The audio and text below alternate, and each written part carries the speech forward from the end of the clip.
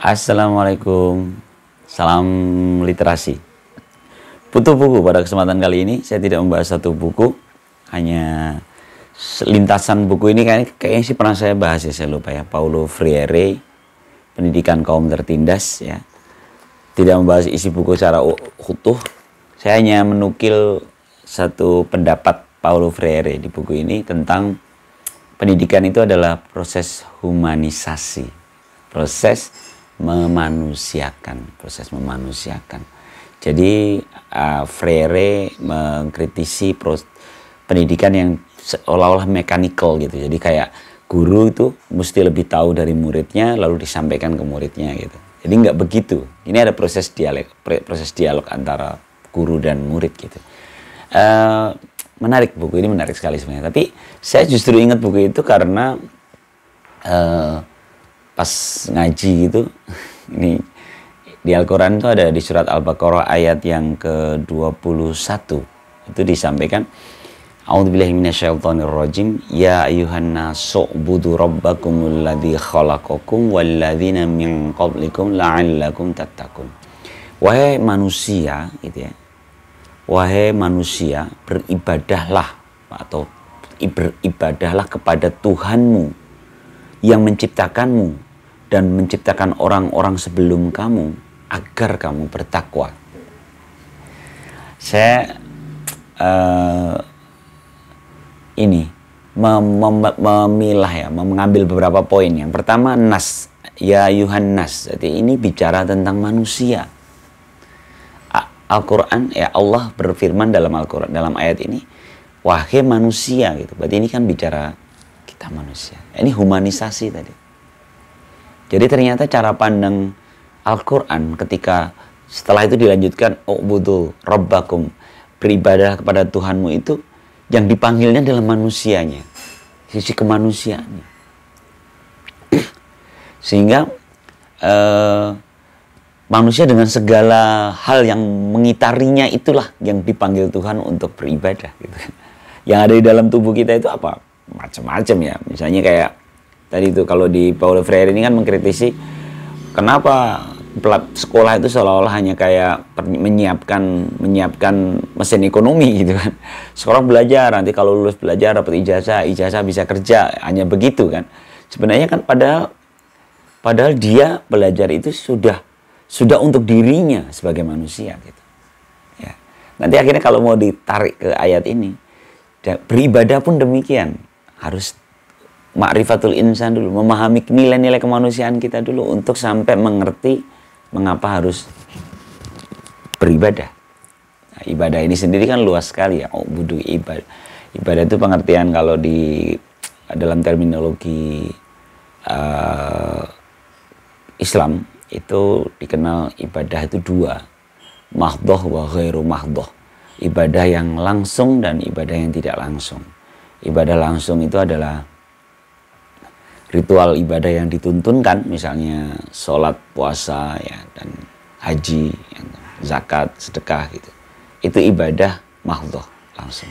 Sementara ada ibadah ghairu mahdhoh. Ghairu mahdhoh itu ibadah yang tidak langsung, yaitu seluruh perjalanan hidup kita itu. Dan itu disampaikan di ayat yang tadi saya bacakan ya.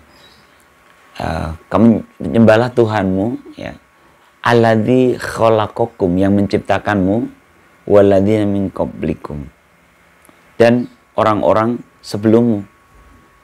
Ini kan main di rentang waktu kan.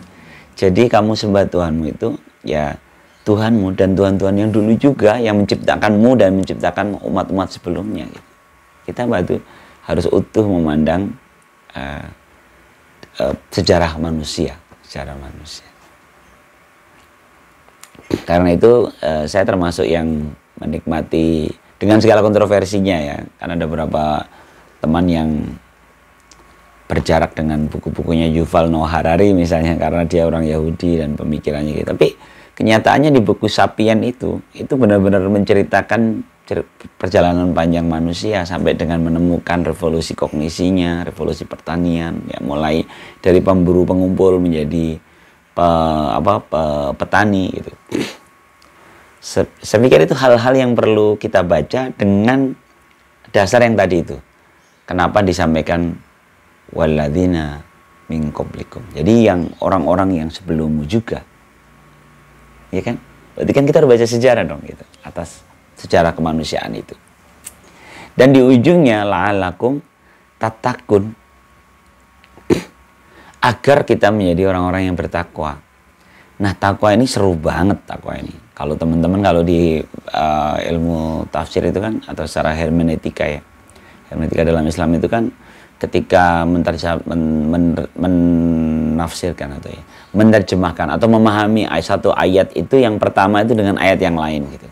Kalau teman-teman mencari kata keywordnya takwa gitu, maka kita akan bertemu beberapa ayat lain tentang takwaan. Misalnya yang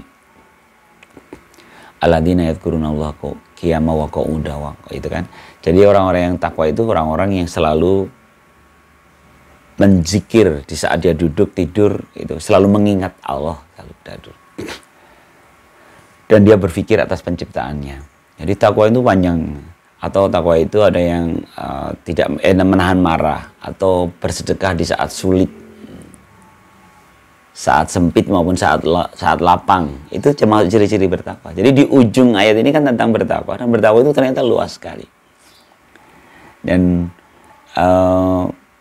menurut saya seru ya. Ayat ini seru banget. Ayat ini tuh kalau dibaca itu kayak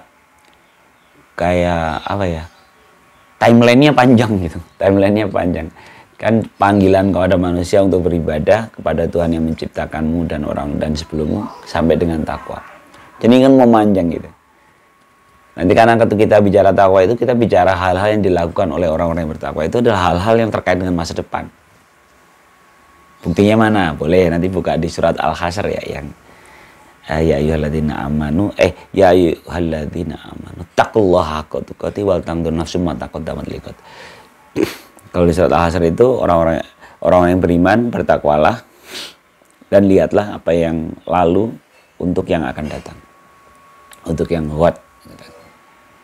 Jadi akhirnya kita ngomongin satu ayat Al-Baqarah ayat 21 aja itu, surat Al-Baqarah ayat 21 ya, itu sudah timeline yang panjang menuju ke sampai ke bertakwa. Dan saya pikir itu seru dan menarik ya. Saya makanya tadi baca ayat ini langsung tergugah untuk sharing, karena saya merasakan apa insight-nya gitu. Merasakan iya ya gitu. Apalagi nyambung dengan Paulo Freire ya, bahwa ini semua tentang kemanusiaan. Dan pendidikan kita kan tarikannya, mekaniknya tinggi banget ya. Udah tidak prosesnya kognisi aja, guru menyampaikan saja, soalnya murid nggak ada proses dialog, terus ditambahkan lagi ada beban ijazah, ada beban kelulusan, dan itu membebani fokus kita menjadi nggak ke humanisasi, ke memanusiakan kembali. Dan rasanya sih kurikulum kita udah mulai oke sih. Kurikulum kita mulai oke. Saya kemarin ketemu dengan beberapa anak SMA yang datang ke kantor saya, dan saya mengalami wow, ternyata anak sekarang keren-keren gitu. Curiosity-nya atas. Jadi saya ada tes school to school, kita pajak datang ke sekolah menyampaikan materi, ternyata ada 3 anak yang tertarik dengan pajak lalu datang ke kantor gitu, bertanya-tanya gitu.